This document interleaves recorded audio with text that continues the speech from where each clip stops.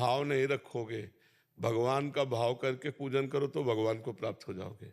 और भगवान का भाव न रखकर इंद्र का पूजन करो, अग्नि का पूजन करो तो नहीं, बात नहीं बनेगी। उनमें भगवान का भाव करना पड़ेगा। इंद्र देवता है, अग्नि देवता है, सूर्य देवता है, तो देवत्व भाव जहां लाओगे, देवता का भाव लाओगे तो आवागमन होगा, क्योंकि उनका भी आवागमन है। अगर भगवान का भाव लाओगे तो आवागमन नहीं, क्योंकि भगवान अजन्मा है, भगवान अजित है, भगवान मायातीत है। समझ रहे हो? तो भगवान कहते हैं अगर जिस देवता पर श्रद्धा करोगे तो मैं वही श्रद्धा तुम्हारी पुष्ट कर दूंगा, पर तुम्हारा आवागमन नहीं मिटेगा, क्योंकि आवागमन मिटने का अधिकार भगवान श्री हरि को, भगवान शंकर को, इन्हीं को है। आवागमन मिटने का और अधिकार किसी को नहीं। पूरे त्रिभुवन में आवागमन मिटने का अधिकार इन्हीं को है।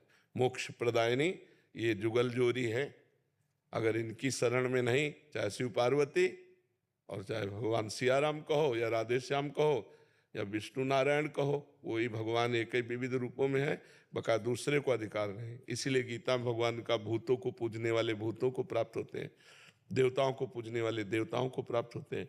और यहाँ से लेके ब्रह्मलोक तक सब मायामय जगत है। आप ब्रह्म स्तंभ पर्यंतम सर्वम मायामयम जगत, तो देवलोक तो बहुत नीचे है, अंतरिक्ष के बाद स्वर्ग लोक है, महरलोक, जनलोक, तपलोक, फिर ब्रह्मलोक है, और ब्रह्मलोक तक आवागमन है। तो फिर देवताओं को पूजने वाले देवताओं को प्राप्त होते, पुण्य क्षीणे मृत्यु लोके विसंति, और पितरों को पूजने वाले पितरों को प्राप्त होते। हे पार्थ, मेरा पूजन करने वाले मेरे को प्राप्त होते हैं। तो हम भगवान का पूजन करें, और जितने भी देवी देवता सब में भगवान की भावना करें कि दुर्गा रूप में भगवान ही विराजमान है। जितने भी देवी देवता सब में भगवान, हम कहा नहीं कि अगर भगवान की भावना करके कुत्ते का पूजन करो तो भगवान को ही वो पूजन प्राप्त होगा। अगर भगवान की भावना नहीं तो देवताओं का पूजन भी केवल आपको पुण्य प्रदान करेगा, भगवत प्राप्ति नहीं। इसलिए भगवान ने वर्णन किया।